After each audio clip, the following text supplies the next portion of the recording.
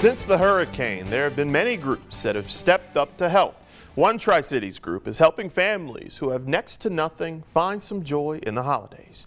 News Channel 11's Sarah Diamond introduces us to Appalachian Christmas Chaos.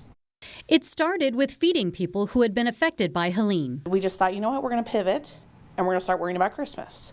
And so we don't really do anything tiny. That's when Appalachian Christmas Chaos was born. Jen Treadway says she and other members were moved by the stories of those who lost everything. When we started talking about it, my first big come apart about Hurricane Helene was thinking about somebody losing all of their kids' ornaments that they had made since pre-K, and not being able to pick that box up this year.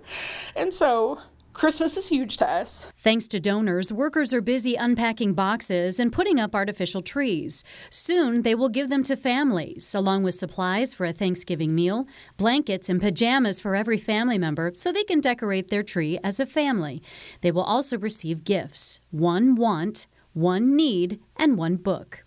Treadway says some of these families are still finding shelter and dealing with severe home damage, and Christmas may not be in their budget. We're just a group of moms who wanted to love on people, and we knew that our area needed us, and so we just jumped in. Despite having day jobs and families. This group feels blessed with what they have, and members say they're energized to make a difference. Most of us are small business owners, so please support your small businesses this Christmas, because we've given a lot.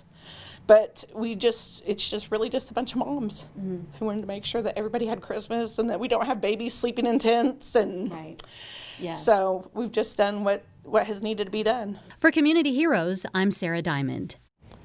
If you would like to nominate your community hero, just head over to our website, WJHL.com, and click on the Community tab.